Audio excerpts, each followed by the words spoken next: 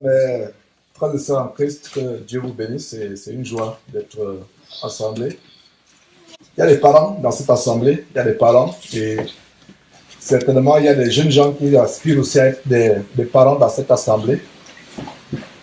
Et en tant que parent, moi-même parent, et il y a d'autres frères et sœurs qui sont parents, nous pouvons réaliser à quel point le diable en veut à nos enfants.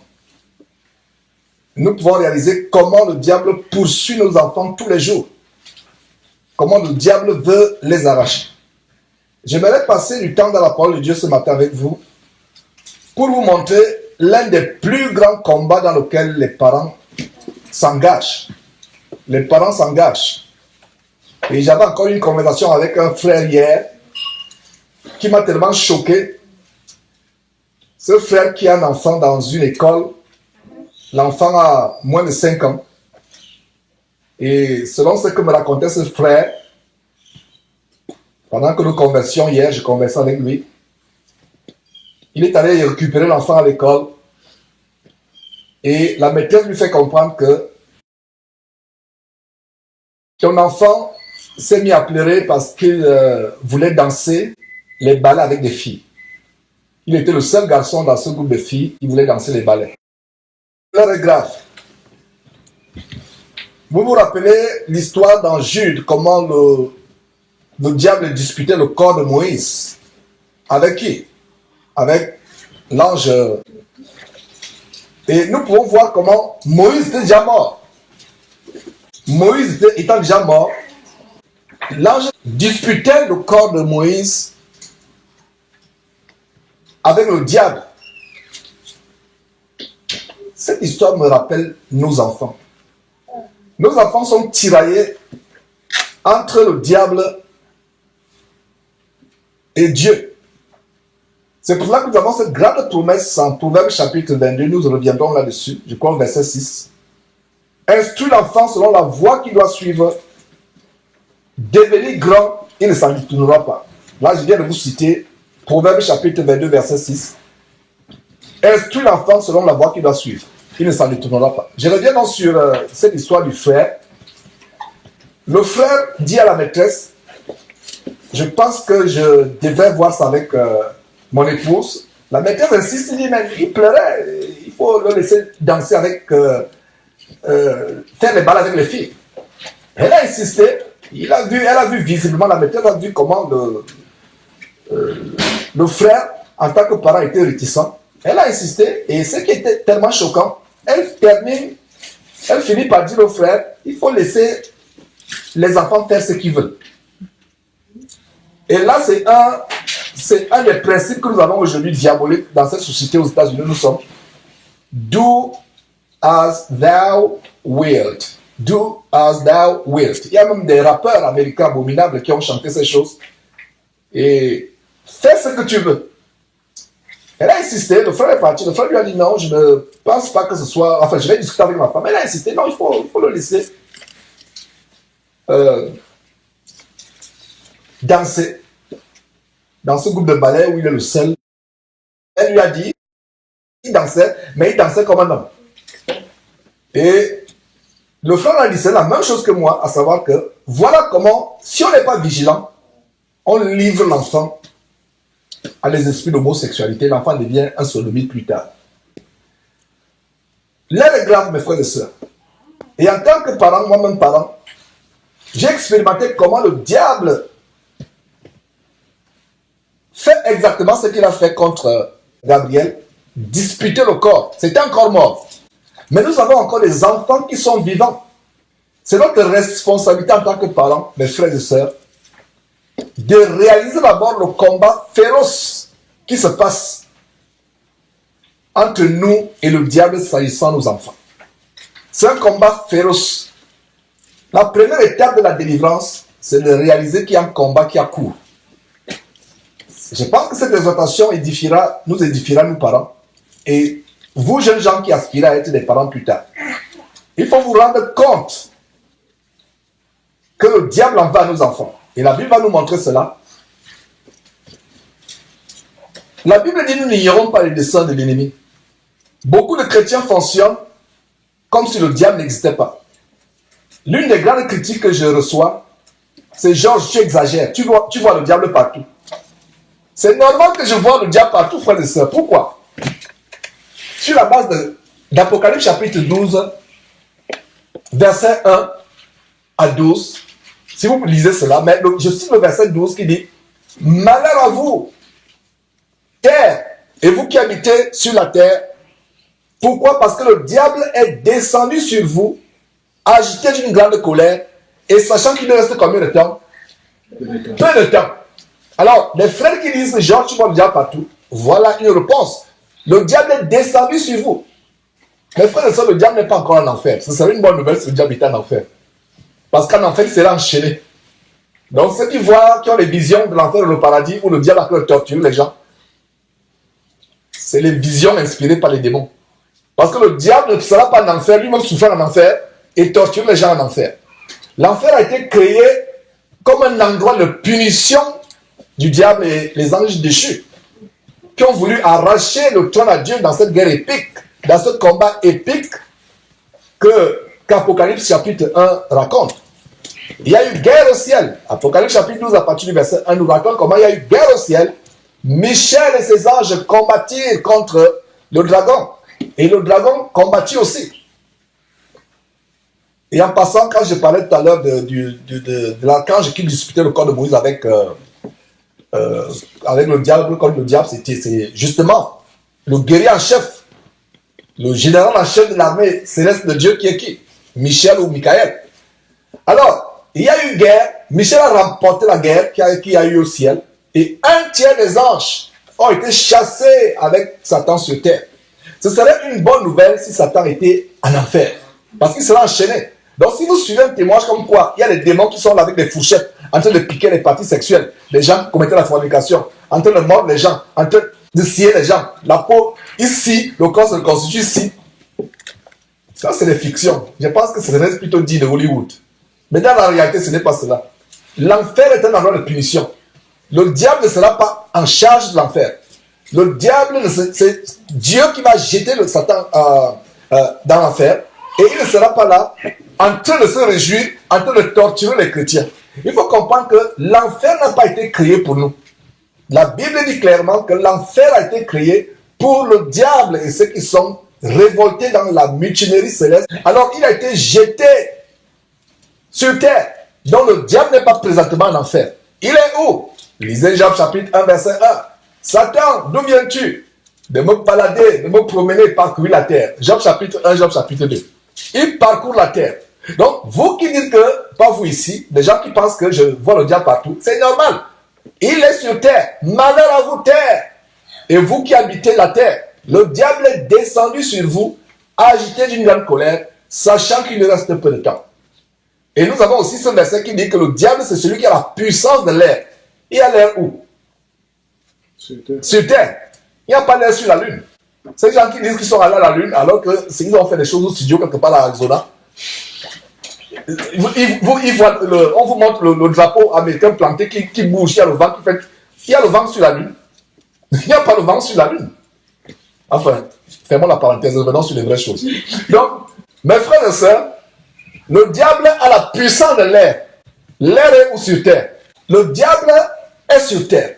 C'est celui qui a la puissance de l'air. Il est sur terre, il n'est pas en enfer. Il n'est pas encore en enfer. Lisez Job chapitre 1, chapitre 2. D'où viens-tu, Satan? Dieu lui dit, d'où viens-tu, Satan? Me balader, me promener et parcourir la terre. Il parcourt la terre. Et la bonne nouvelle pour nous, c'est que le diable n'est pas omniscient. Et j'ai fait un enseignement là-dessus, pour ceux qui ne l'ont pas suivi, la structure du royaume de Satan.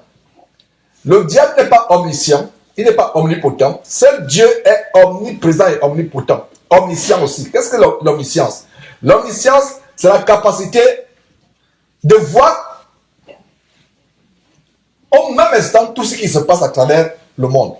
Quelle puissance! Est-ce que vous pouvez vous imaginer que Dieu peut voir tout ce qui se passe dans tout l'univers, non seulement la planète Terre, mais dans tout l'univers au même instant. Même les scientifiques de la Silicon Valley en Californie ne pourront jamais inventer un ordinateur qui peut voir tout ce qui se passe à travers l'univers. Mais Dieu seul, parce que le Créateur de l'univers voit tout ce qui se passe à travers le monde.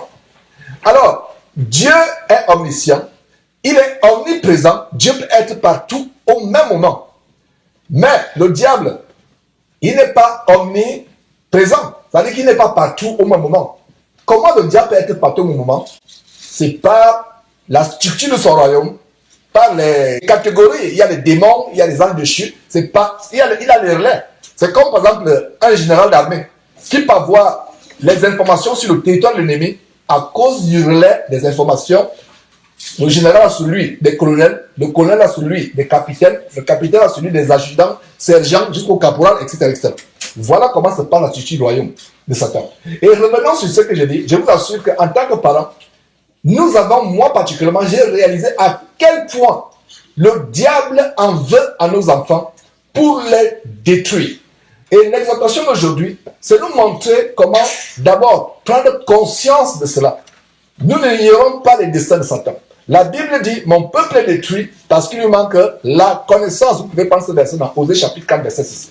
Alors, tournons la Bible dans Somme chapitre 100, verset, pour vous donner la grande révélation, comment nous pouvons chasser le diable de nos familles. Il en va à nos enfants parce que nos enfants sont la relève. Si aujourd'hui je ne vis plus, le Seigneur disait, bon, Georges, ça allait faire de toi. Quel plaisir ce serait de voir l'enfant que Dieu m'a donné, de prêcher la parole de Dieu plus tard. Et non de voir cet enfant devenir un bandit, un voleur ou un sodomite. Mais de voir cet enfant par la relève. Mais l'ennemi fera tout pour amener nos enfants. Mes frères, ne suivez pas les psychologues qui vous disent chacun avec sa personnalité. Tel enfant, il y a les enfants, aucun enfant n'est différent l'un de l'autre. Pourquoi? Parce que nous descendons tous de qui? Nous descendons tous d'Adam et Ève. Nous avons la nature adamique, la nature pécheresse. Peut-être toi, ma soeur, toi, mon frère qui m'écoute, peut-être ton enfant te donne la vie difficile, ton enfant te tourmente, tu as l'impression que tu es l'enfant le plus désobéissant, le plus bandit ou la fille la plus bordel du monde. Sache une chose, c'est que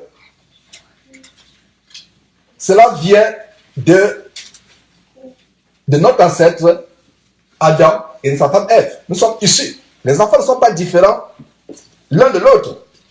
Et nous allons voir dans Proverbe chapitre 22 tout à l'heure comment la folie est attachée au cœur de l'enfant. Si vous pouvez bien savoir la vérité sur vos enfants, sur nos enfants, n'allez pas voir les psychologues, lisez la Bible. Les psychologues vous raconteront le mensonge. Les psychologues vont vous dire, vous savez, il y a la puberté, l'enfant peut-être traverse une crise, l'enfant nous fait ceci. La Bible dit la vérité en Proverbe chapitre 22. La folie est comment? Attachée au cœur de l'enfant. Voilà la vérité. La folie. Et le verset continue en disant, la verge de la correction l'éloignera de lui. La verge de la correction. Nous reviendrons sur ce verset. Je le cite en passant. On va revenir sur le verset. Mais restons en Somme. Le verset dit quoi? Cantique des degrés de Salomon. Si l'Éternel bâtit la maison, celui qui bâtit la maison, ceux qui la bâtissent en vain. Commençons par ce verset. Si l'Éternel bâtit la maison, ceux qui la bâtissent font quoi? Travaillent en vain. La bonne révélation, mes frères et sœurs, chers parents, dans cette assemblée, moi-même y compris, c'est que l'Éternel doit être celui qui bâtit notre maison. Tout à l'heure, on a chanté tout à l'heure, le fou sur le sable a bâti sa maison, le fou sur le sable a bâti sa maison. Le vent souffla et la pluie tomba, le vent souffla et la pluie tomba, le vent souffla et la pluie tomba, et la maison s'écroula. Voilà, le fou sur le sable bâtit sa maison. Quand vient la tempête, la maison va s'écrouler. Alors, le sage sur le roc. Le sage sur le roc a bâti sa maison. Le sage sur le roc a bâti sa maison. Le sage sur le roc a bâti sa maison. Et la tempête arriva. Le vent souffla et la pluie tomba. Le vent souffla et la pluie tomba. Le vent souffla et la pluie tomba. Et la maison résista. Ce verset nous dit quoi? Si l'Éternel ne bâtit la maison, ceux qui la bâtissent travaillent en vain. Le roc. La Bible parle du rocher de tous les âges. Qui c'est qui est le rocher de tous les âges dans la Bible? Le Seigneur Jésus-Christ, le rocher, le roc de tous les âges. Il a même dit à Pierre, tu es Pierre, toi Pierre, sur cette pierre, je bâtirai mon église. Tu es Pierre, toi Pierre, mais sur cette pierre, moi Jésus qui suis le roc. Parce que la traduction française parle de Pierre, Pierre, alors que la vraie traduction, c'est que tu es Pierre, toi Pierre, petite pierre, mais sur cette pierre, la grosse pierre que moi Jésus je suis, je bâtirai pas ton église à toi, Pierre, pour prendre les dîmes et vendre l'évangile et les prières aux gens, pas ton église à toi, ton entreprise évangélique, mais je bâtirai mon église à moi. Alors, nous devons comprendre, mes frères et sœurs, l'une des premières révélations pour bâtir notre famille et être victorieux dans la guerre que l'ennemi nous livre à propos de nos enfants. Commencez à laisser l'Éternel bâtir la maison. Commencez à laisser l'Éternel bâtir la maison. Et comment nous laissons l'Éternel bâtir la maison? En éduquant nos enfants, en élevant nos enfants selon les principes de la parole de Dieu. Le verset 2 dit quoi? En vain, vous levez-vous le matin. Regardez, en vain. Ça veut dire que vous n'avez pas, ce n'est pas l'Éternel qui vous bat. En vain, vous envoyez les enfants dans les meilleures universités. En vain, vous envoyez les enfants dans Harvard. En vain, vous avez des rêves magnifiques pour vos enfants. En vain. Regardez ce verset. En vain, vous levez-vous le matin, vous couchez-vous tard, et mangez-vous le pain de douleur. Il en donne autant à ses bien-aimés. En vain. Ça veut dire que si, au verset 1, ce n'est pas l'Éternel qui bâtit votre maison, en vain, donnez les meilleures universités à vos enfants. Donnez les meilleurs programmes, donnez les meilleurs gadgets à vos enfants, donnez les meilleurs ordinateurs à vos enfants. C'est en vain. Et plaise à Dieu par la sagesse de Dieu, nous allons entrer en profondeur comment bâtir nos enfants effectivement. En vain, vous levez-vous le matin, voilà. Alors au verset 3, le verset 3 est merveilleux. Que dit le verset 3? Voici, les fils sont un héritage de l'Éternel. Les fils sont un héritage. Les filles ne sont pas notre héritage. Les fils sont un héritage de l'Éternel. Les fruits des entrailles est une récompense. Commençons à entendre un peu au verset 3. Arrêtons le verset 3 pour vous montrer ceci. Si nous avons les enfants, c'est que l'Éternel nous a prêtés. L'Éternel nous prête tout simplement les enfants. Parce qu'il a dit que les enfants sont un héritage de l'Éternel. Ce n'est pas mon héritage. Mes enfants ne sont pas mon héritage à moi, Georges. Les enfants sont l'héritage de l'Éternel. Donc si toi, femme, tu n'es pas encore marié ou tu n'as pas encore eu d'enfant, voilà comment tu dois prier. Dis Seigneur Dieu, merci pour ces enfants que tu vas me donner, tu vas me prêter. Dieu vous prête les enfants pour que vous les élevez, pour qu'ils puissent être ceux qui vont combattre l'ennemi plus tard. Nous devons combattre l'ennemi. Nous devons nous engager dans une guerre pour combattre l'ennemi.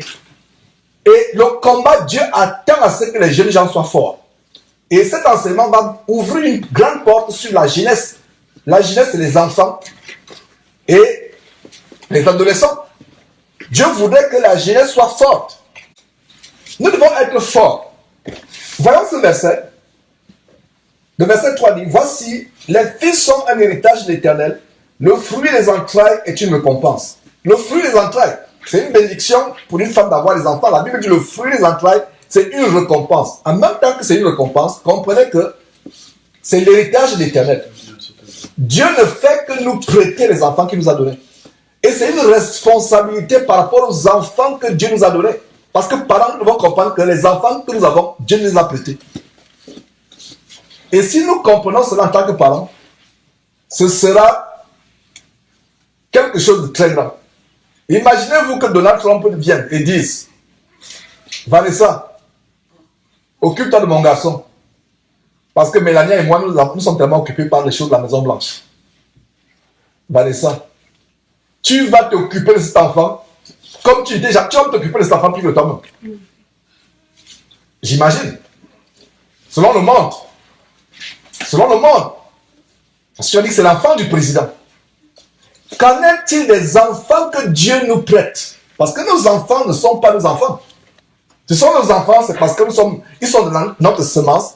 C'est la maman qui les a portés 9 mois, qui les a mis au monde. Mais nos enfants, c'est les enfants de l'Éternel. Alors, le verset dit quoi? L'enseignement commence à être intéressant au verset 4. Comme les flèches dans la main d'un guerrier. Le verset 3, nous sommes sur la Somme chapitre 127. Somme chapitre 127. Le verset 3 dit, comme les flèches dans la main d'un guerrier, ainsi sont les fils de la jeunesse. Verset 5, heureux l'homme qui en a rempli son carquois. Ils ne seront pas confus quand il parlera avec les ennemis à la porte. Il a dit quoi? Comme les flèches dans la main d'un guerrier, ainsi sont les fils de la jeunesse. Voilà ce que Dieu attend des fils. Comme les flèches dans la main d'un guerrier. Soulignez le mot guerrier. Ce mot montre déjà qu'il y a quelque chose de terrible ici. C'est la guerre. Les fils sont les flèches.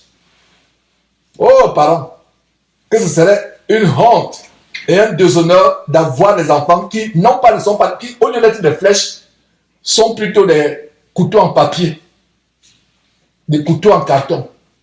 La Bible dit, les fils sont des flèches, parce qu'il y a une guerre épique. Le jour où vous dites, Seigneur Jésus, je commence à te suivre, tu es le Seigneur et le Sauveur de ma vie, il y a une guerre qui s'est engagée contre Satan. Il en veut. Vous pensez que le diable avait acquis plus?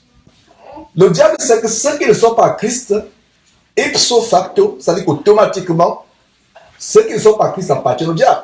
Mais une fois que vous avez pris la décision de dire, Seigneur, à partir d'aujourd'hui, je me repens de mes péchés, je veux te suivre, Seigneur Jésus-Christ. Je veux être à toi. Le diable dit, ah, quelqu'un s'est échappé de ma basse-cour. Prenons un exemple, j'ai toujours pris cet exemple. Quand vous avez un poulailler,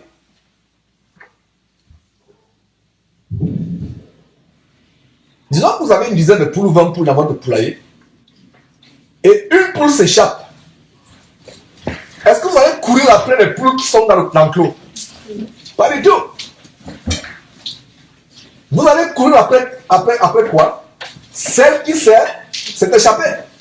Alors, ceux qui sont dans l'enclos du diable, peu importe ce qui se passe, le jour où il égorge cette poule, il égorge. Mais si une poule s'échappe, le diable sera après la poule qui s'est échappée. J'espère qu'on comprend que pour ceux qui sont en Christ, c'est que nous sommes sortis de l'enclos du diable. Nous sommes allés à Christ. Alors, ce verset est tellement grand. Les fils sont comme des flèches dans la main d'un guerrier. Et le guerrier ici, c'est quoi? C'est qui, pardon? C'est le parent. Parce que les fils n'appartiennent pas aux voisins. Dieu n'a pas prêté les fils, les enfants aux voisins. Il a dit les fils sont les flèches dans la main d'un guerrier. Donc si nous, en tant que chrétiens, nous n'avons pas des fils qui sont instruits dans la voie de l'Éternel, qui marchent dans la voie éternelle, ce n'est pas des flèches que nous avons dans nos mains. Nous avons des couteaux et des épées en carton, en papier avec lesquels nous allons combattre l'ennemi. Comprenez qu'il y a une guerre dans nos familles. Et nous devons vraiment élever, que ce soit les mères, il y a peut-être les mères qui élèvent des enfants seuls. Il y a par exemple des gens qui vont dire, mais moi qui suis seul, comment je vais faire?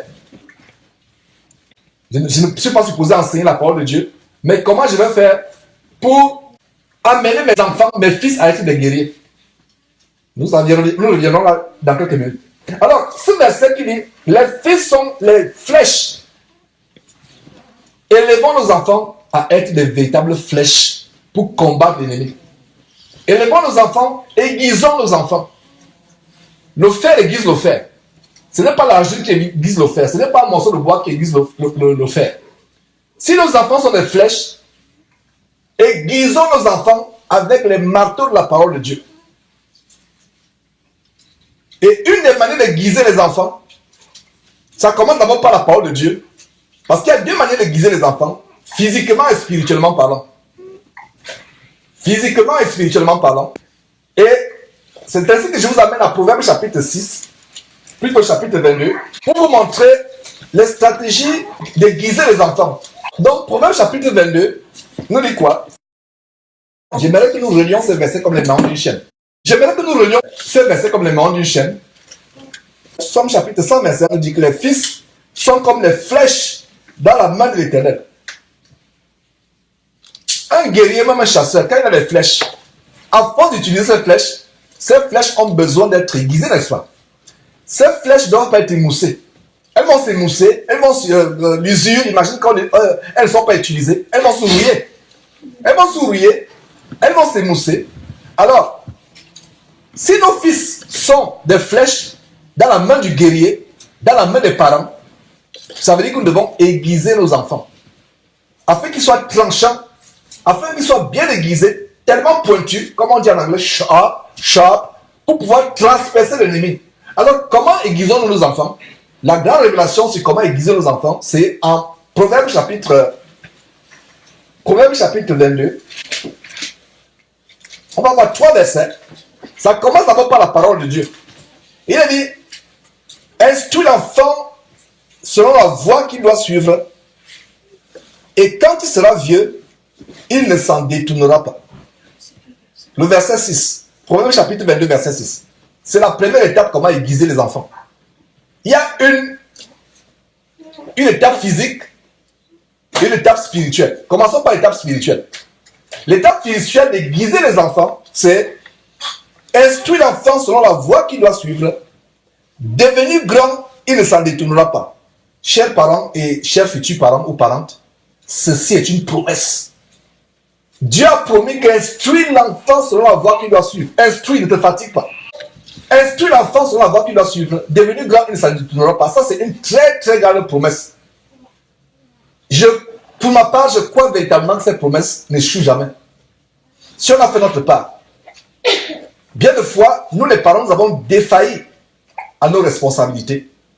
Nous avons scandalisé nos enfants en manquant de contrôler ce qu'ils regardent à la télévision, en manquant de contrôler leur accès sur Internet, en manquant de contrôler ce qu'ils voient, ce qu'ils lisent. Et voilà comment nous avons ouvert les voies. Et il y a un parent qui a été surpris de voir son enfant, qui pensait être un enfant sérieux, correct, surpris son enfant être addict aux jeux vidéo, ou pour l'enfant même volait les cartes de crédit dans le portefeuille des parents. Un enfant, les parents se sont réveillés un jour sur le choc. Voilà un enfant qui pouvait se retrouver en prison sans que les parents sachent que cet enfant volait les cartes de crédit, se cachait. Pourtant, c'est un enfant qu'on pensait être un enfant calme. Quel ne fut pas le choc de ses parents? Et c'est les parents chrétiens. Ils se réveillent sur le choc. Ils constatent que les cartes de crédit disparaissent. C'est une histoire terrible que je vous raconte là, mes frères et sœurs. Donc, même dans les familles chrétiennes, il y a des choses qui se passent. Ils appellent la banque. Ils disent à la banque, voilà, il y a des transactions suspicieuses, frauduleuses. Et c'est là que les jeux vidéo, la banque bloque la carte. On envoie encore une autre carte. La banque bloque la carte. Jusqu'à ce que Dieu a donné le discernement aux parents de comprendre que essayez un peu de voir si ça ne vient pas de vos enfants. Et voilà comment le frère dont je vous parle a mis cela en prière. Et immédiatement, Dieu lui a révélé comment l'enfant qui pensait être correct, c'est un enfant qui s'était égaré loin de la voie. Un enfant qui vole ses propres parents, qui est tellement possédé par les jeux vidéo. Je vous assure que cet enseignement est tellement profond aujourd'hui. Et beaucoup de parents sont en but à la désobéissance, au dérèglement des enfants, au point où même les parents chrétiens, il y a certains qui sont sur le point même de jeter l'éponge. Mon frère, ma soeur, si à cause de la désobéissance, du dérèglement de tes enfants, tu as tout fait, tu as beau parler, tu as beau fesser, ils ne changent pas, ne jette pas l'éponge. Nous sommes dans une guerre. Ne nous fatiguons pas. Ce verset dit, instruis l'enfant sur la voie qu'il doit suivre, devenu grand, il ne s'en détournera pas. Cet enfant donc, qui prend la carte de crédit de ses parents, s'il n'y a plus la carte de crédit de ses parents, qu'est-ce qu'il peut faire? À supposer que le parent amène cet enfant dans un supermarché. Si l'enfant voit qu'il y a l'argent de Turi qui est exposé, la carte de crédit de Turi qui est exposée, cet enfant va prendre, n'est-ce pas? Et voilà votre enfant qui se trouve en prison. Et voilà mes frères et sœurs. Si vous causez avec ce frère, et ce frère est honnête, ce frère va vous dire qu'effectivement, frère, je n'ai pas été vigilant. Il va vous dire, frère, je n'ai pas été vigilant. Je n'ai pas vérifié ce que les enfants faisaient sur Internet. Les ordinateurs ont des options de parental control, contrôle parental. Tu peux contrôler, tu peux me fermer l'accès. Et les enfants sont devenus tellement intelligents aujourd'hui que, mes frères, parents chrétiens, si vous n'êtes pas vous-même versé dans l'ordinateur, vos enfants vont vous jouer. Ils sont même capables de débloquer vos mots de passe, même si vous avez mis les mots de passe. Il faut redoubler de vigilance. Ne les sous-estimez pas. Même s'il a 4 ans, même s'il a 3 ans, c'est la génération. Non, ma génération, c'était la génération des cassettes avec les bandes marron. Tu prends le crayon, tu déroules, tu enroules. De fois, ça se bloque. La corde se coupe, tu prends les vis, tu dévisses, tu enlèves, tu mets le ruban, tu prends le scotch pour coller un peu la partie qui est là et tu remets. Si c'est le macos qui passe, à un moment où tu as collé, ça saute. Détendez-vous, frère. J'ai constaté que vous étiez tellement coincés. Tout à fait. Aujourd'hui, ils ont quoi? Ils ont les iPods. Ils ont iTunes. iTunes de Apple a remplacé nos cassettes avec les crayons. J'ai amené mon garçon quelque part. Il y avait une vente aux enchères dans un quartier. Nous sommes allés acheter des choses. Alors, je lui ai montré le disque vinyle. Donc, je lui ai demandé, tu sais ce que c'est? Il a dit qu'il ne sait pas ce que c'est. Le disque vinyle est où, pour le faire jouer, vous mettez un lecteur de disque avec une aiguille. C'est l'aiguille qui joue et ça produit les sons. Voilà les choses qui disparaissent. Donc, avec la génération Internet, les ordinateurs, mes frères et sœurs, nos enfants sont devenus tellement intelligents. Et je vous assure, surveillez, même si vous êtes analphabète en matière d'ordinateur, chers parents, faites un effort. Mettez-vous sur Google. Cherchez à voir comment on ouvre un compte Facebook. Cherchez à voir comment fonctionne Facebook. Cherchez à voir comment fonctionne YouTube. Cherchez à voir comment on ouvre un email. Cherchez à voir comment on peut connecter sur WhatsApp. Imaginez-vous, et l'histoire que je vous raconte, d'un frère, il s'agit d'un frère, l'enfant s'est retrouvé en train de converser avec les adultes.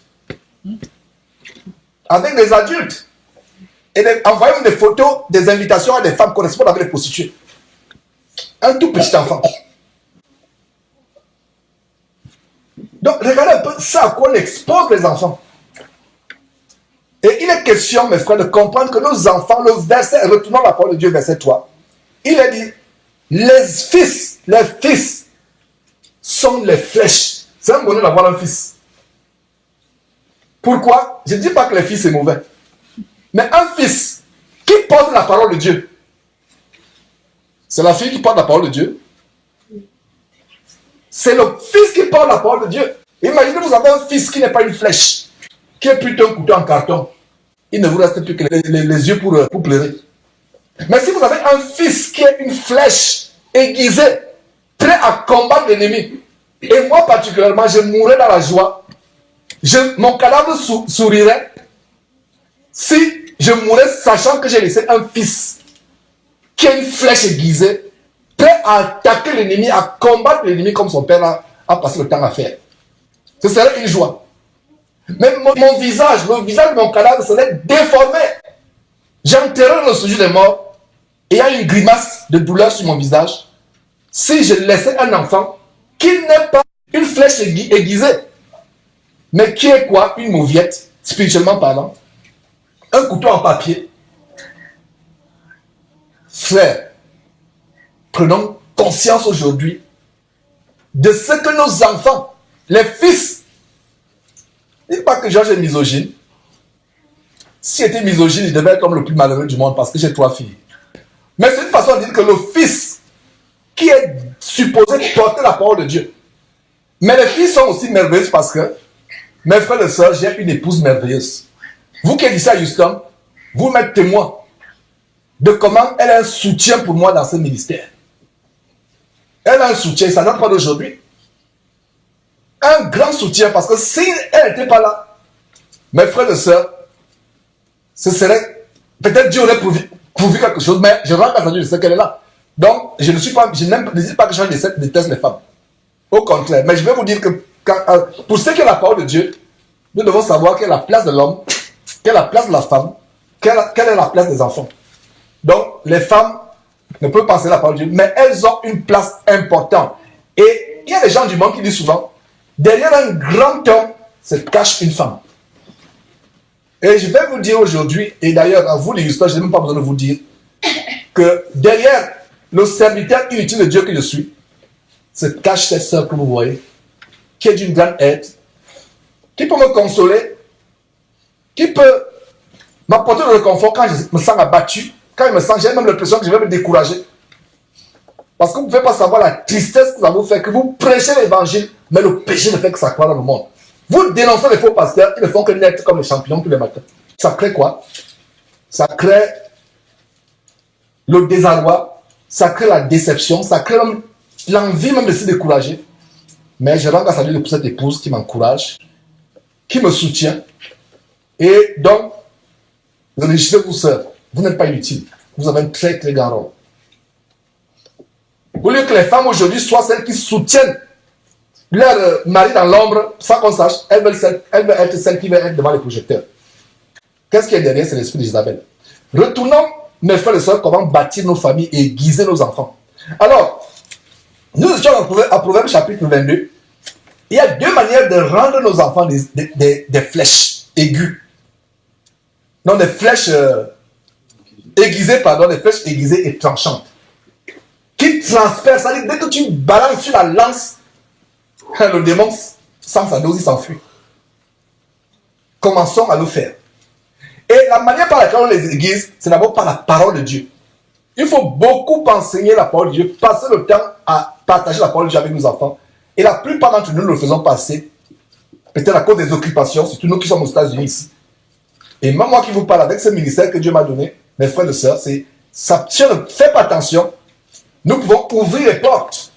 On ne passe pas assez de temps avec les enfants, lire la Bible avec instruit.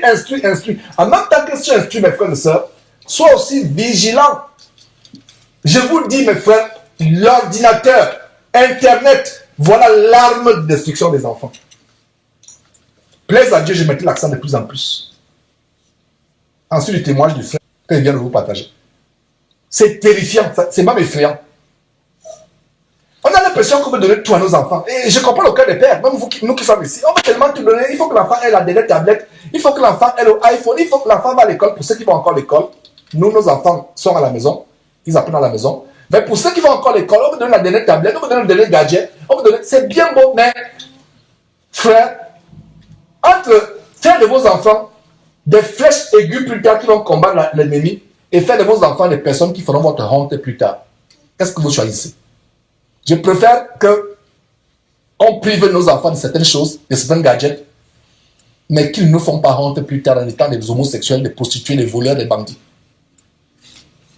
Imaginez que tu es un grand prédicateur et on te dit, voilà ton enfant, on montre à la télévision, il a braqué une femme ou il a violé une femme. Oh! Bien que la simple pensée fait peur. Donc, on instruit l'enfant d'abord par la parole de Dieu. En même temps que tu utilises la parole de Dieu pour instruire l'enfant, passons le temps avec nos enfants en train de partager la parole de Dieu. La promesse, c'est que devenir grand, il ne s'en détournera pas. C'est une grande promesse. À un moment, tu auras peut-être l'impression que ton enfant s'est détourné. À un moment, tu auras l'impression de te décourager. Tu dis, Seigneur Dieu, oh, j'ai tout fait. Cette promesse, si tu tiens ferme, ça va marcher un jour. Dieu ne ment pas.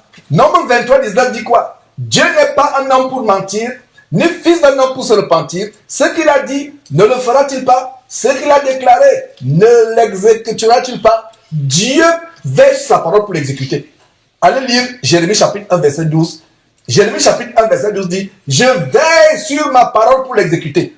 Le Dieu des cieux, très haut, Père de Jésus-Christ, qui a déclaré que instruire l'enfant selon la voie qu'il doit suivre, devenir grand, il ne s'en détournera pas. C'est la vérité. Parce qu'il y a des parents qui disent, mais vraiment, depuis que l'enfant a 2 ans, 3 ans, il a commencé peut-être à parler, j'ai élevé l'enfant selon la voie du Seigneur, mais regarde la voie que l'enfant a en train de prendre. Mon frère, ma soeur, ne te décourage pas. Ce verset est la vérité. Ce verset te dit que tu ne te décourages pas. Combien de temps passons dans la prière pour pleurer devant Dieu pour nos enfants? Qui parmi nous s'est jamais mis à genoux en pleurant en disant Seigneur, je verse les larmes sur mes enfants? Combien de temps passons-nous pour intercéder pour nos enfants de ce que Dieu les rende comme des flèches aiguës? Combien de temps? Combien de temps? Intercédons, Seigneur, voilà mon enfant. C'était l'autre jour, je crois que c'était hier quand on parlait justement de cet incident, de ce frère qui a eu un enfant, qui a failli être emporté par les danses infâmes. Qu'est-ce que Sautel me dit? Il me dit, regarde, il y a ce verset dans la parole de Dieu qui parle de les enfants d'Élie. Les enfants d'Élie, Ophni et Phiné. Pourtant, Élie pensait avoir tout fait. Élie, le grand sacrificateur de Dieu, pensait les avoir bien élevés, bien éduqués. Mais quand Ophni et Phiné, qui couchaient avec les femmes qui s'assemblaient devant la tente d'assignation, quand Ophni et Phiné, qui profanaient les offrandes de Dieu, estorquaient les offrandes, quand ils ont péché, Dieu les a frappés. Et lui aussi a été frappé. Plus tard, quelques temps après, lui aussi est mort. Jésus a dit, malheur à celui qui scandalisera de ces petits. Il vaudrait mieux que cet homme ne soit pas né. Et comment nous scandalisons nos enfants? Les musiques auxquelles nous exposons nos enfants, pour vous qui avez encore les télévisions dans vos maisons, les chansons, les films auxquels vous exposez vos enfants, les chansons auxquelles vous exposez vos enfants. J'étais scandalisé de voir une vidéo où un petit garçon danse Single Lady, je ne sais pas, il y a une chanson où Beyoncé bouge le derrière, et le petit enfant, à peine, il ne marchait pas encore, il se mettait debout. L'enfant ne marchait pas encore, moins d'un an, mais l'enfant, qu'est-ce qui bougeait? C'est le dernier enfant, exactement comme Beyoncé. Et quand tu vois ça, c'est pas possible, un enfant d'un an qui ne marche pas, de moins d'un an qui ne marche pas encore, ne pas bouger le derrière. J'ai regardé ça dans la télévision, mais si c'était face à face, j'aurais dit, esprit impur de sa chair, démon d'impurité, sors du derrière de cet enfant, de ce bébé, et va-t'en au nom de Jésus-Christ. C'est impossible qu'un enfant qui à peine marche puisse bouger le derrière, et l'enfant bouge le derrière en regardant le derrière. Mes frères, le diable en veut à nos vies. Ça peut nous faire sourire, mais je vous assure que le diable en veut, il veut détruire notre famille. Et en plus les familles chrétiennes. J'ai décidé de faire un combat. Cet enseignement, ce n'est que le déclenchement de ce combat. Aujourd'hui. Amen, Sostel.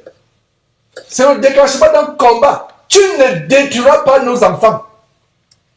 Au nom de Jésus-Christ. Nous allons les aiguiser afin qu'ils soient des flèches. Quand ton enfant passe quelque part, si les démons commencent à trembler sur eux-mêmes. Parce que tu as préparé ton fils à être une flèche. Être un guerrier. Voilà le genre d'enseignement que de plus en plus l'église à travers le monde doit écouter. Et vous allez comprendre qu'est-ce que Dieu attend des enfants à 1 Jean chapitre 2, on va lire tout à l'heure. Mais nous sommes toujours dans Proverbe chapitre 22 qui nous montre comment nous aiguisons nos enfants. Donc, pour vous qui prenez les notes, première étape, tu l'instruis. En même temps que tu l'instruis, fais attention à ce à quoi tu l'exposes. Ordinateur, gadget. Je disais au frère que quand on discutait ces choses en tant que parent, nous sommes dehors, après ce bon poisson brisé que Fallon, l'épouse de Social, nous a préparé hier, je disais à Social que je préfère que mon enfant soit balayé de rue, mais soit spirituellement un guerrier. Au lieu d'être un avocat, un grand médecin, un grand ingénieur, un grand politicien, un grand chirurgien du cerveau, mais il est homosexuel, il est rosicrucien, il est franc-maçon, il est sataniste. Je préfère. Et Dieu m'est témoin, je préfère. Et comme j'ai enseigné hier à l'émission, pour ceux qui avaient suivi l'émission, nous sommes voyageurs étrangers sur cette terre. Ton enfant est le plus grand politicien des États-Unis. Il devient maire de la ville de Houston, mais il se retrouve en enfer plus tard. Jusqu'à ce que le Seigneur Jésus qui revienne je vous en supplie, frère, prenons l'engagement d'aujourd'hui d'être les combattants, disputons nos enfants contre l'ennemi. C'est une guerre féroce et moi j'ai pris l'engagement de le faire. Plus que par le passé, en écoutant ce témoignage que je vous ai partagé, de la douleur des parents. Et des parents chrétiens. Des parents chrétiens. Donc la première manière d'aiguiser l'enfant comme une flèche, c'est par l'instruction, en vérifiant ce qui suit, quels sont ses amis. Parce que cet enfant, de ce parent chrétien qui a été addict aux jeux vidéo au point de voler les cartes de crédit, les cartes bancaires de ses parents, si on fouille bien, c'est peut-être quelqu'un, un enfant au dehors, un camarade ou un ami de jeu qui l'a contaminé. En Corinthiens chapitre 15, verset 33, ne vous y trompez pas, les mauvaises compagnies corrompent les bonnes mœurs.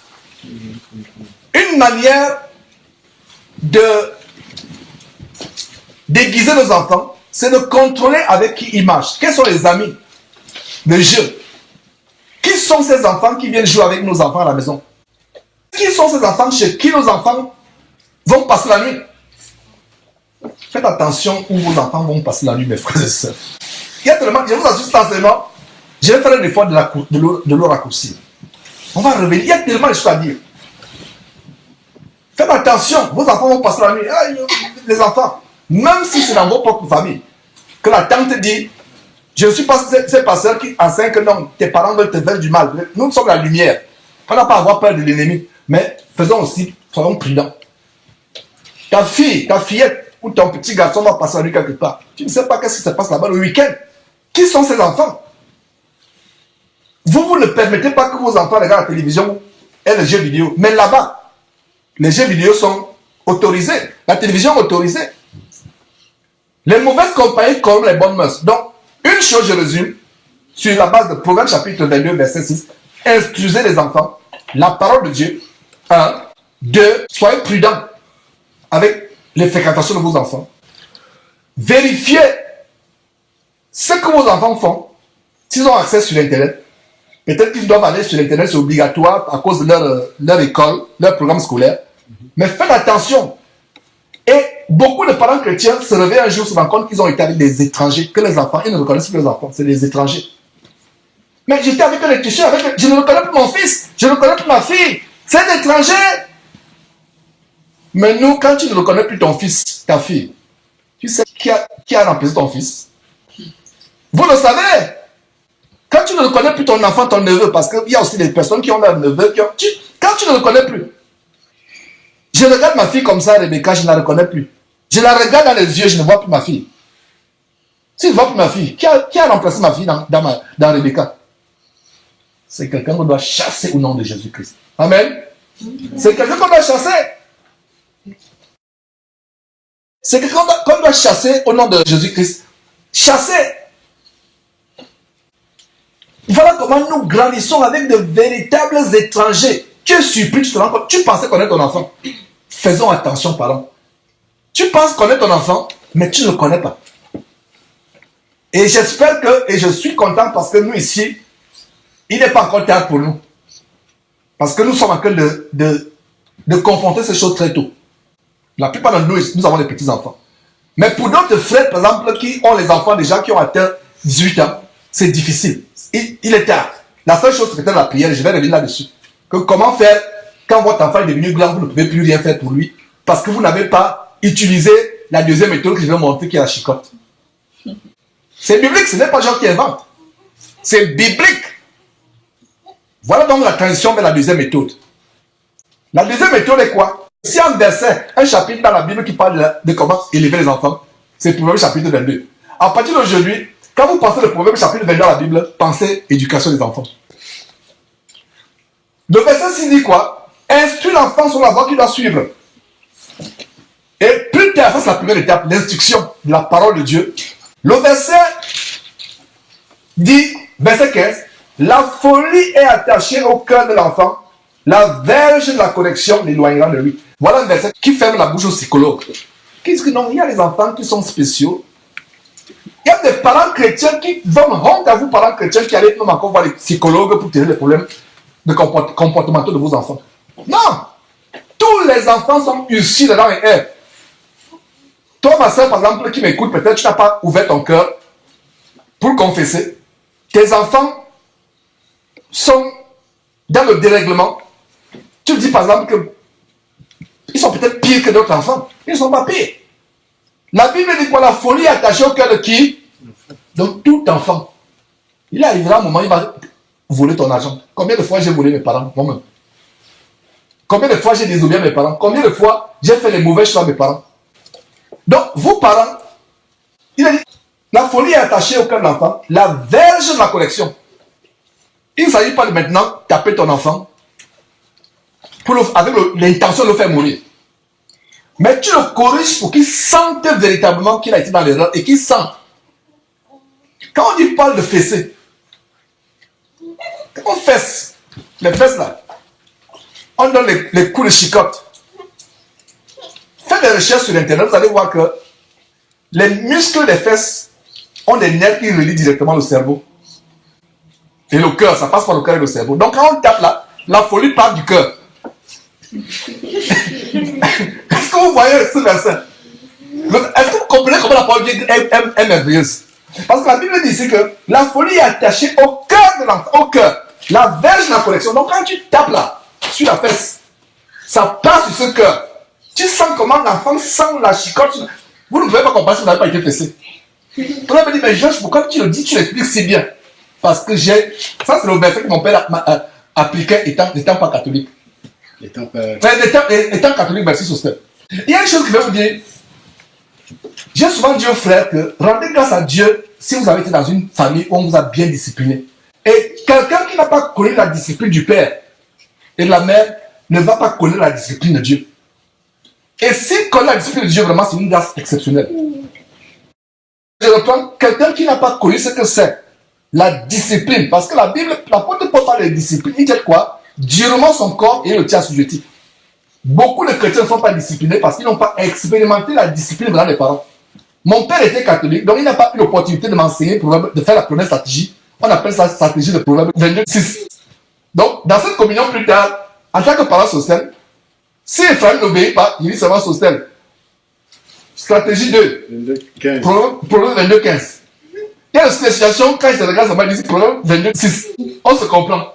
Donc, il y aura une stratégie. Quand on dit seulement, hey, et même mes enfants qui sont ici m'écoutent. Prochainement, vous qui m'écoutez, quand il dit, allez, Proverbe 22:15, vous savez de quoi il s'agit. Donc, on ne dira même plus tard que non, la chicotte ou bien c'est cela. Maintenant, quand vous partagez la parole de Dieu, il dit, hey guys, il est temps de faire Proverbe chapitre 22:6.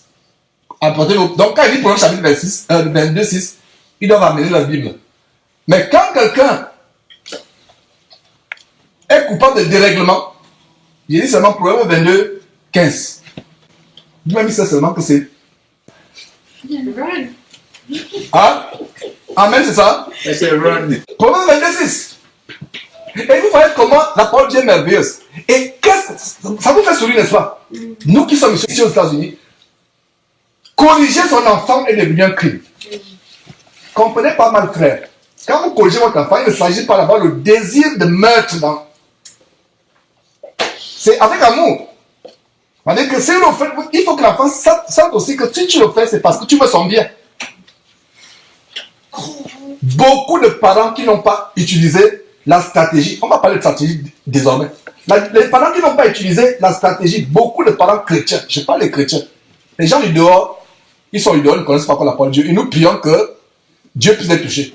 Mais les gens du dehors n'ont pas encore expérimenté la stratégie de Proverbe chapitre 22:15, qui n'ont pas expérimenté. Ils sont surpris de voir que les enfants sont retrouvés où? Dans les prisons, parce qu'ils ont violé, parce qu'ils ont volé, parce qu'ils ont braqué. Les voyous sont maintenant toxicomanes. Parce qu'ils n'ont pas utilisé ceci.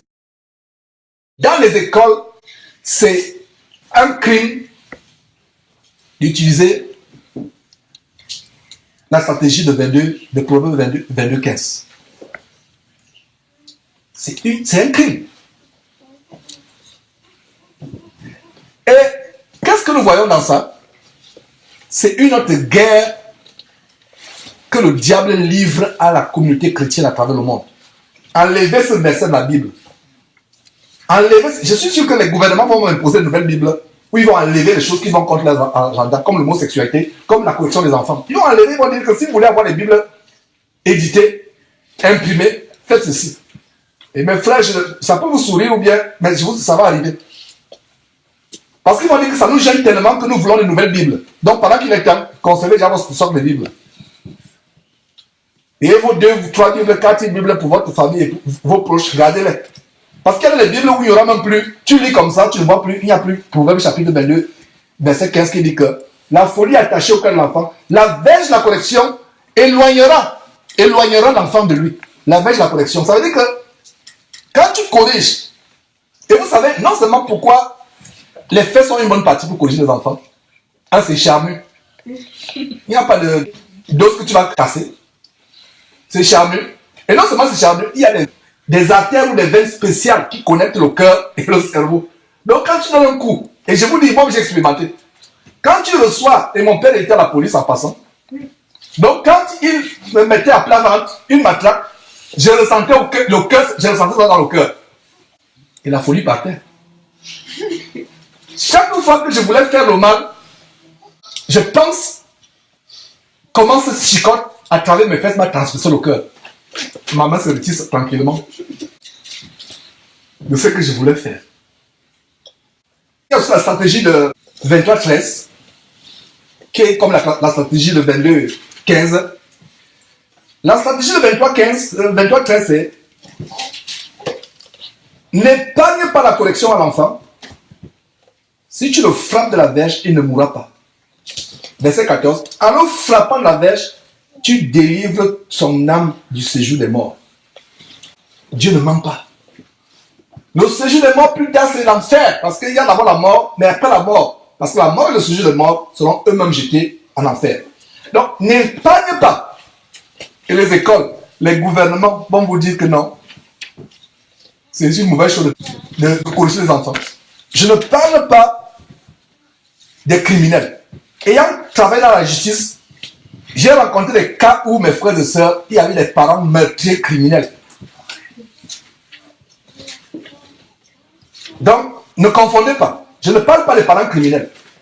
Mais je parle des parents chrétiens qui ont l'amour de Dieu en eux, qui veulent inculquer la crainte de Dieu aux enfants, qui les corrigent selon l'Éternel. Que vous soyez mère ou père. Et vous allez comprendre que surtout dans les couples, il y a mari et femme. Les enfants ont plus de respect vis-à-vis de celui du parent qui les corrige. Mais le parent qui est complaisant devient moins cher. L'enfant respecte celui qui est. Ça veut dire pas que 24 vous serez maintenant comme un dictateur. Moi, il arrive de fois, moi, je m'amuser avec mes enfants. Ce n'est pas maintenant que tu es un dictateur, maintenant que les enfants te voient jamais sourire, les enfants, non. Donc, la stratégie de 23-13 n'épargne pas la correction à l'enfant. Si tu le frappes de la verge, il ne mourra pas. En le frappant de la verge, tu délivres son âme du séjour des morts. Allons rapidement à Jean, pour vous lire ce que Dieu attend des jeunes gens.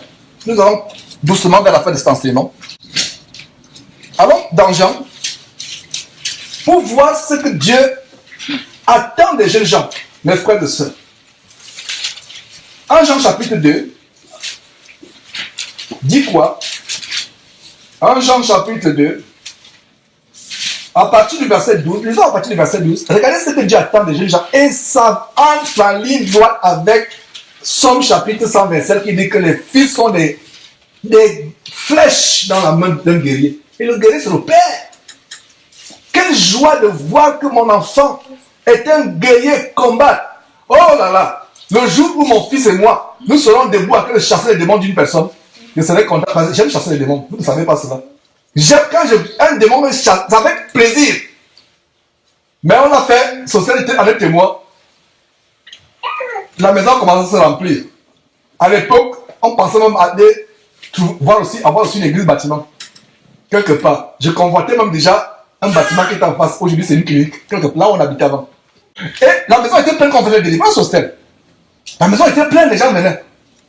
Mais quand on a cessé cela, les gens ne venaient plus parce que on a compris que les gens, et le Seigneur nous a montré que ces gens qui viennent là, ils viennent pour être guéris, délivrés. pour aller bien forniquer. Parce que quelqu'un qui est malade ne peut pas aller en boîte de nuit, ça me dit. Donc il vient que vous délivriez pour aller encore en boîte de nuit danser, pour avoir des copains. Parce que tu penses satisfaire ta copine ou ton copain quand tu es malade. Donc tu viens qu'on te délivre pour aller pécher. Donc on encourage les gens à pécher. Et quand on a arrêté la délivrance, la maison était vide. Et on doit avoir un plaisir à chasser les démons. Vous pouvez voir comment mon visage est rayonnant subitement. Pourquoi? C'est la même chose dans Luc chapitre 10. Quand le Seigneur les a envoyés, le Seigneur n'a pas dit que vous allez chasser les démons, n'est-ce pas? Ils sont allés de ville en ville, deux par deux. Mais quand ils sont revenus, la première chose qu'ils ont dit quoi? Seigneur, même les démons nous sont soumis. Mais le Seigneur a refroidi leur élan en disant, c'est bien. Mais ne vous réjouissez pas que les démons vous sont soumis. Réjouissez-vous que votre nom est inscrit dans le royaume de Dieu. C'est pour ça que nous prêchons l'évangile radical de la sanctification, afin que les gens, non seulement soient délivrés sur cette terre, mais soient délivrés et un jour se retrouvent au ciel. Pourquoi? Parce qu'à quoi sert-il d'être délivré les démons et se retrouver plus tard en enfer? Donc, quel plaisir un jour de voir que mon enfant, en train de parler en langue, nous sommes là, en train de chasser les démons. C'est l'homme le plus heureux du monde. Mais imagine que, au lieu que ce soit cela, ton enfant est plutôt apparu à la une du Houston Chronicle. Tu ouvres la radio comme ça, on donne le nom de famille de ton enfant. On dit que le voilà. Et même ici, dans les gars, vous allez voir les stations d'essence. Maintenant, les stations d'essence, même quand tu prends l'essence, tu vois les informations sont partout, même sur la vitrine, là, tu vois une information. Donc, voilà, tu as que le carburant, c'est le visage de ton enfant, alerte. On recherche cette personne que les caméras ont filmé parce qu'il est allé braquer une banque. Frère! Même en parlant comme ça, je sens comme un couteau me transporte le cœur. Donc, la guerre a commencé aujourd'hui, frère. Donc, quand on a eu cette conversation hier, il faut comprendre que la guerre a commencé. La guerre a commencé. Voilà donc ce que Dieu attend des enfants, des jeunes gens. Et maintenant, je vais aussi adresser, parce que même ici, il y a des jeunes gens. Donc, regardez ce que le Saint-Esprit dit au sujet des jeunes gens. Dieu dit au sujet des jeunes gens. Ok, il a dit, nous sommes au verset 12, 1 Jean chapitre verset 12. Je vous écris, petits enfants. Ça commence par les petits enfants. Regardez, ça va aller de manière graduelle. Petits enfants, parents, jeunes gens. Mais ça commence, commençons, sourions petits enfants. Lisez bien la Bible. Quand on dit petits enfants, ce n'est pas jeune. Jeune, ce n'est pas père. Ici, il dit, je vous écris petits enfants. Est-ce qu'un petit enfant peut lire la Bible? Il y a une révélation qui vient de tomber tout à l'heure, là, je vous la partage. Un petit enfant peut lire. Je vous écris. Comment tu écris un petit enfant? Ephraim, je vous écris. Rebecca, je vous écris. Il y a un problème. C'est ça, petit n'a pas dit enfant, on dit petit enfant. Merci, je vous écris. Titi, je vous écris. Hein? Quelle est la révélation ici? C'est la responsabilité des parents de donner aux enfants ce qu'il leur écrit de la part du Seigneur. Amen. Est-ce que vous avez compris maintenant?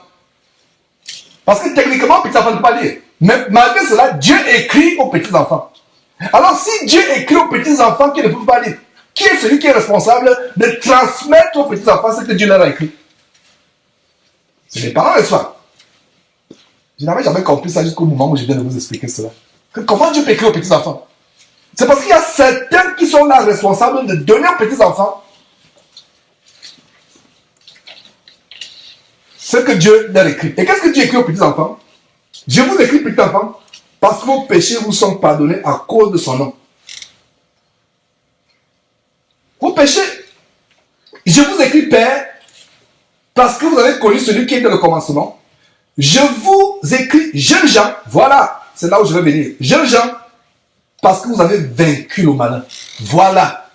Ça rejoint ce qu'on a lu dans Somme 127, verset 3. Les filles sont des flèches. Vous avez vaincu le malin. Ouvrez une parenthèse, allez lire plus tard dans vos lectures personnelles, dans vos moments de lecture personnelle. Éphésiens chapitre 6, qui nous montre les armes du chrétien.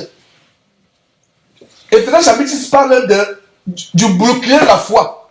par lesquels nous pouvons éteindre les traits enflammés du malheur. Le malheur aussi est très enflammé. Très enflammé, c'est des flèches comme le javelot.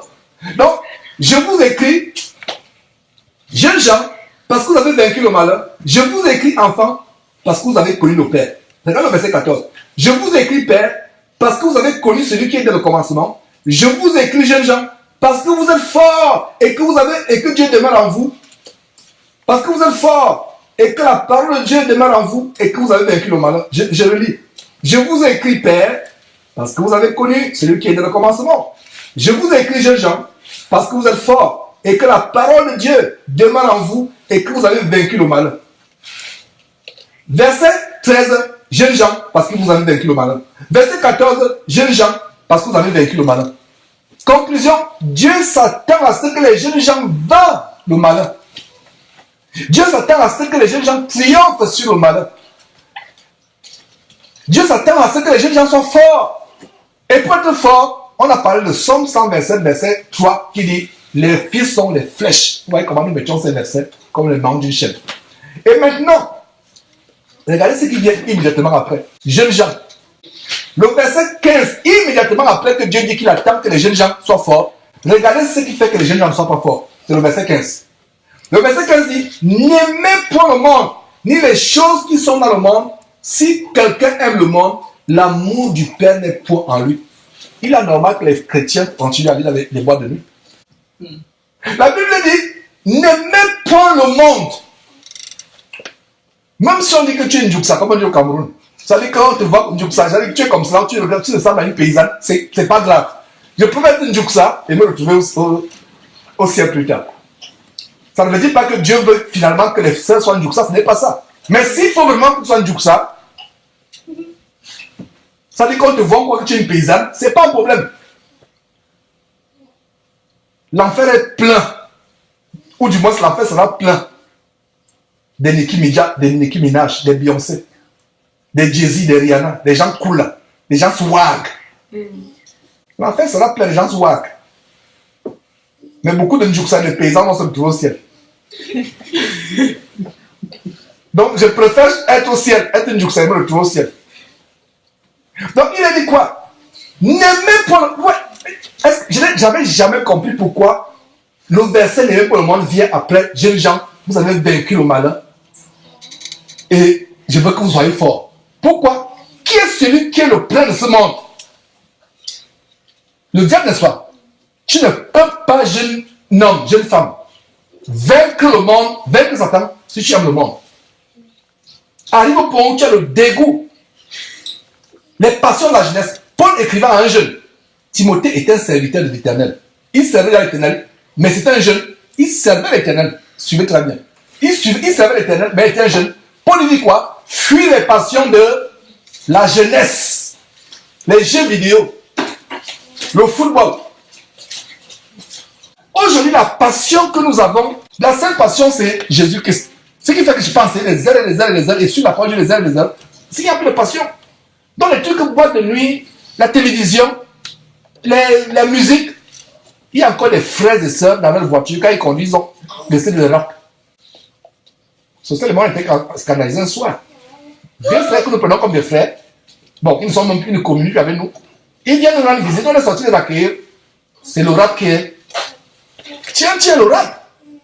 Ce n'est pas qu'ils ne comprennent pas, parce qu'il y a les francophones qui ne savent pas les paroles du rap. Mais c'est des frères qui sont ici aux États-Unis, qui parlent parfaitement anglais, qui comprennent anglais. Mais ils ont encore le rap. Il y a un problème. Est-ce qu'ils ont été convertis? Est-ce qu'ils ont connu Jésus-Christ un jour? La musique, même l'habillement des jeunes gens. Voilà le sujet que je vais évoquer. Mais comme nous sommes vers la fin, nous allons revenir là-dessus. Donc, Dieu voudrait que nous soyons forts et que nous vainquions le malin. Mais une des stratégies pour lesquelles on n'arrive pas à vaincre le malin, c'est le verset 15. Il y a encore l'amour du monde. N'aimez pas le monde, ni les choses qui sont dans le monde. Si quelqu'un aime le monde, l'amour du Père n'est point en lui. Et si l'amour du Père n'est pas en vous, vous ne pouvez pas vaincre le diable. Vous ne pouvez pas constituer une flèche aiguë dans la main de l'Éternel. J'ai fait un enseignement il y a quelques jours, et vous pouvez lire ça. Vous pouvez lire vous-même l'histoire de Joseph en Égypte, en Genèse chapitre 33. Et ça revient à ce que j'ai dit au début de l'enseignement, que c'est la responsabilité des parents d'instruire les enfants sur la voie de l'Éternel. Qu'est-ce que nous voyons dans l'histoire de Joseph? Joseph est vendu. Joseph a 17 ans quand il arrive en Égypte. 17 ans, un jeune qui arrive en Égypte à 17 ans. La Bible dit qu'il était beau de figure, beau de taille et de figure. Il est vendu en Égypte. Ses frères étaient jaloux de lui parce qu'ils pensaient que son père l'aimait plus que. Ils ont voulu le tuer. L'aîné Ruben les a délivrés de ses mains. Il a mis l'enfant dans une citerne et plus tard l'enfant a été vendu aux Mandianites. Les Mandianites sont arrivés en Égypte. Ils ont aussi vendu Joseph en Égypte et Joseph a été acheté par un grand de l'Égypte, un des officiers du pharaon, du roi d'Égypte, qui s'appelait Potiphar. Et à cause de l'intégrité de Joseph, de l'amour qu'il avait pour Dieu, Dieu a fait prospérer la maison de Potiphar. Potiphar a tout remis, l'intendance, toute l'intendance de la maison, tous ses biens à l'administration, à la gestion de qui? De Joseph. Mais quand le diable voit comment vous êtes intègre, il va tout faire pour émousser, pour détruire la flèche que vous êtes pour le Seigneur. Il va essayer de vous détruire. Alors, quand le diable a vu comment Joseph était intègre et droit devant Dieu, il a envoyé une femme perverse et à la mise d'une prostituée, une femme adultérine, la femme de Potiphar, qui harcelait Joseph tous les jours. Il a dit que elle harcelait Joseph comment? Tous les jours. Tous les jours, tous les jours, tous les jours. Et en Genèse chapitre 39, verset 3, plutôt le verset 8, disons à partir du verset 7, Genèse chapitre 39, verset 7, après ces choses, il arriva que la femme de son maître portait le regard sur Joseph et dit, couche avec moi. Verset 8, il refusa et dit à la femme de son maître, voici, mon maître ne prend avec moi connaissance de rien dans la maison. Il a remis entre mes mains tout ce qui lui appartient. Verset 9, il n'est pas plus grand que moi dans cette maison. Il ne m'a rien interdit, excepté toi. Voilà comment le jeune Joseph n'était plus un esclave, était même plus grand. Il dit bien qu'il n'est pas plus grand que moi dans cette maison.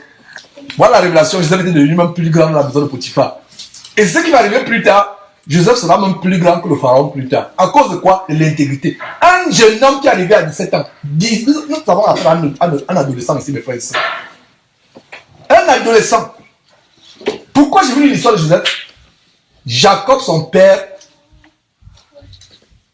lui avait enseigné à être une flèche pour combattre l'ennemi. Et à cause de cette flèche-là, toute une nation a pu être sauvée de la famille. Regardez comment mes frères et sœurs, à cause de l'intégrité que vous inculquez à votre enfant, vous pouvez faire de votre enfant celui-là qui va sauver une génération. Je disais l'autre jour que le plus grand boulot du monde consiste à amener les gens au ciel. Alors, il a dit quoi? Il n'est pas plus grand que moi dans cette maison. Il m'a rien interdit, nous sommes au verset 9 s'il vous plaît. Excepté lui, parce que tu es sa femme. Comment ferais-je un aussi grand mal et pécherais contre Dieu? Comment ferais-je un aussi grand mal et pécherais contre Dieu? Vous jeunes gens, quand tu es sur le point de pécher, écris-toi comment commettrais-je un grand péché? Comment ferais-je un aussi grand péché? Et comment commettrais-je comment ferais-je un aussi grand mal et pécherais contre Dieu? Joseph avait la crainte de l'Éternel. Jacob, son père, lui avait inculqué la crainte de l'Éternel. Un enfant qui arrive en Égypte, ses frères ne sont pas là, ses parents ne sont pas là.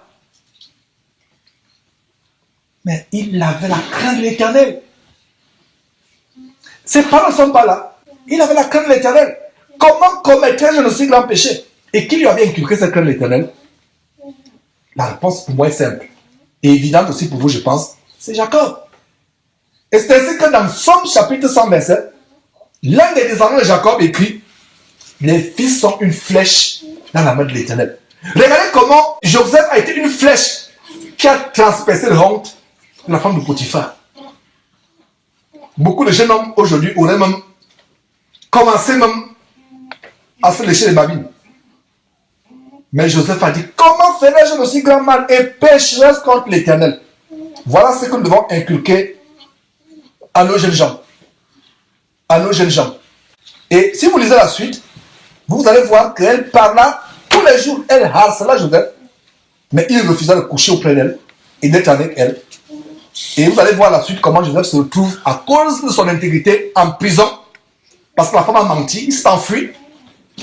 En s'enfuyant, il a laissé son habit entre les mains de cette femme.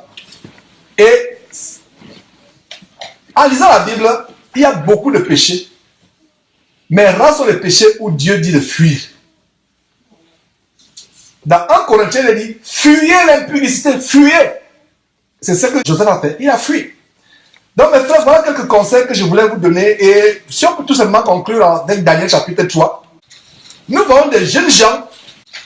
Le roi Josias, je crois, plutôt le roi Joachim, avait fait des choses mauvaises aux yeux de Dieu. Il était plus fidèle à Dieu. Et Dieu le livra entre les mains de Nebuchadnezzar, le roi de Babylone. Je vous une parenthèse en disant que quand vous ne marchez plus droit devant Dieu, Dieu va vous livrer entre les mains de vos ennemis. C'est ce qui s'est passé ici, dans Daniel chapitre 3, à partir du verset 1. La troisième année du règne de Joachim, roi de Juda, Nebuchadnezzar, roi de Babylone, marcha contre Jérusalem et l'assiégea. Le Seigneur livra entre ses mains Joachim, roi de Juda, et une partie des ustensiles de la maison de Dieu. Même, ça me fait mal, je vous assure. Même les ustensiles de la maison de Dieu ont été livrés à qui? À Nebuchadnezzar. Et nous voyons au verset... Non, Daniel chapitre 1 plutôt, excusez-moi. Nous sommes au Daniel chapitre 1. Verset 1. Donc, le Seigneur Dieu livra entre les mains de Joachim, non, entre les mains de Nebuchadnezzar, pardon. Le Seigneur Dieu livra entre les mains de Nebuchadnezzar le roi de Juda qui s'appelait Joachim. Même les ustensiles. Alors, qu'est-ce qu'on voit au verset 3? Le verset 3 dit, le roi donna l'ordre à Ashpenaz, chef de ses eunuques, d'amener quelques-uns des enfants d'Israël de race royale ou de famille royale. Des jeunes gens, ou plutôt verset 4, de jeunes garçons, notez très bien jeunes garçons, sans défaut corporel, beaux de figure, doués de sagesse, d'intelligence et d'instruction, capables de servir dans le palais du roi, à qui l'on enseignerait les lettres et le langage des sages. Rien que ce chapitre, on peut même faire 2 heures, 3 heures, mais je vais résumer, on reviendra plus tard après les adultes. Voilà des jeunes gens qui ont été élevés en Israël, de bonnes familles, mais à qui on devait enseigner les doctrines des démons. Mais est-ce qu'ils ont été changés? Pas du tout. Lisez par exemple Daniel chapitre 3, où Shadrach, Meshach et Abednego sont jetés dans la fournaise ardente, parce qu'ils ont refusé de se prosterner devant la statue d'or qu'avait élevé le roi Nebuchadnezzar, alors qu'ils avaient été élevés dans la science des Chaldéens et autres de la Babylone. Incroyable cette histoire. S'il y a un livre que vous devez aimer, tous les livres, les 66 livres, pensez aussi à Daniel. Je vous assure, c'est un grand livre. Donc, il a dit quoi? Donc, des jeunes garçons, sans défaut corporel, beaux de figure, doués de sagesse, c'est-à-dire le don pour la sagesse, l'intelligence, l'instruction, capables de servir dans le palais royal et à qui l'on enseignerait les lettres et la langue des Chaldéens. Verset 7, le roi leur assigna pour chaque jour une portion des mets de sa table et le vin dont il buvait, voulant les élever pendant 3 ans, au bout desquels ils seraient au service du roi.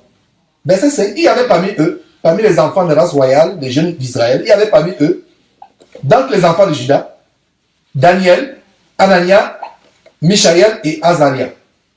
Le chef des eunuques leur donna des noms. À Daniel, celui de Balthasar, à Anania, celui de Shadrach, à Misraël, celui de Meshach, et à Azaria, celui d'Abednego. Verset 8, Daniel résolut de ne pas se souiller par les mains du roi et par le vin dont le roi buvait, et il pria le chef des eunuques de ne pas l'obliger à se souiller. Je vais terminer par là. Voilà un jeune homme qui avait tous les mains. Imaginez-vous le roi de Babylone. Quel bon main ces gens pouvaient avoir. La table du roi. Mais Daniel refuse de ne pas se souiller. Jeune homme, enfant, petit enfant, jeune adulte, il y a tout le souillure dans ce monde. Tout le souillure. Voilà un enfant qui refuse de se souiller parce que Babylone représente le monde. Et ce n'est pas par hasard, parce que regarde un peu. Jean chapitre 2, verset 15. N'aimez point le monde, ni les choses qui sont dans le monde. Le jeune Daniel a refusé d'aimer les délices du monde. Il a refusé de se souiller. Jeune homme, tu te souilles par les jeux vidéo, par la télévision, par les chansons. Tu te souilles par les mauvaises choses. Même les jeunes adultes, les jeunes adultes, même marié, tu es marié, tu continues à faire les mauvaises choses. Tu continues à te souiller les regards sur Internet la nuit. Daniel refusa de se faire souiller. Joseph refuse de commettre un aussi grand péché devant Dieu. Qui lui avait appris ça? Ses parents l'avaient aiguisé comme des flèches dans la main du Père. Daniel aurait pu être émerveillé. Je connais des enfants qui auraient été émerveillés. Ils devaient même être brillants dans mon point tous les jours. Émerveillés par la table du roi Nebuchadnezzar. Mais Daniel refuse. Et plus tard, si vous lisez, on va gagner du temps. Plus tard, il dit à l'eunuque du roi, donne le réserve à manger. L'eunuque du roi a seulement pensé que Daniel voulait qu'on lui coupe la tête. Parce que si vous mangez vos herbes, le roi verrait que votre visage serait défait. Parce que le roi veut vous élever pour être à ce service. Daniel a dit, je vous donne un défi. Voilà à quoi vous saurez si vous devez accepter ma proposition ou pas. Mangeons les herbes et mange les délices du roi. J'imagine qu'il y avait le bon sanglier rôti, etc. sur la table du roi. Nous, on va manger les herbes. Et au bout de quelques temps, le visage de Daniel et ses compagnons était plus rayonnant que les autres enfants. Jeunes gens, il y a des choses que vous pensez être agréables pour vous, qui vont être bien pour votre bien-être, your well-being. Mais ça ne vous rend pas beau et grand aux yeux de Dieu. Qui avait appris à Daniel à refuser de se souiller? Le verset ne dit pas. Mais nous avons la réponse avec la sagesse que Dieu nous a donnée. Étant de race royale, étant en Israël, les parents de Daniel lui avaient inculqué que non, il y a des choses que Dieu a interdites. Allez lire la Lévitique, les interdictions. Les premiers chapitres de Lévitique, vous allez voir ce que Dieu a recommandé aux Juifs de manger, de ne pas manger. L'enfant n'a pas oublié cela. Que ce serait bien que nos enfants, que nous élevons sur le Seigneur, même si on les amène à faire à l'étranger, faire une formation à l'université, et que nous sommes plus là en tant que parents. Je prends l'exemple, peu importe l'enfant à un moment, c'est loin de nous pour un moment, il est adolescent. Il arrive là-bas, on veut l'amener à faire ce qui est mal, parce que les parents l'ont aiguisé. Il va dire, je vais imiter Daniel, je ne vais pas me souiller avec vos jeux vidéo, je ne vais pas me souiller avec vos mauvaises choses, je vais suivre ce que Dieu me dit de suivre. Les parents de Daniel lui avaient inculqué la crainte de l'Éternel. C'est pour cela qu'il a refusé de se souiller avec les repas du roi de Babylone. Et les repas du roi de Babylone, jeunes gens, sont un symbole des souillures qui sont dans ce monde. Parce que Babylone représentait tout ce qui est contraire à Dieu, le monde. Le roi de Babylone voulait faire souiller Daniel et autres avec le monde, sa nourriture. Daniel a refusé. Vous comprenez donc pourquoi 1 Jean chapitre 2 verset 15 dit, n'aimez pas le monde. Ils ont refusé d'avoir la convoitise des plats. Ils ont refusé. Mais frères et sœurs, attendons-nous là. C'est un plaisir de partager ces choses. Décidons d'engager la guerre pour le salut de nos enfants. Et puisse enseignement bénir les parents, non seulement les parents, mais les parents aspirants. Que Dieu ait pitié de nous, ait pitié de nos enfants. Au nom de Jésus-Christ, Amen. Ne manquez pas de vous abonner à notre chaîne YouTube Jésus-Christ TV, en cliquant sur le bouton s'abonner, juste au bas de la fenêtre de cette vidéo. Ainsi, vous recevrez automatiquement nos nouvelles vidéos, et vous ne raterez aucune. Vous connaîtrez la vérité et la vérité vous affranchira. Jean 8, 32.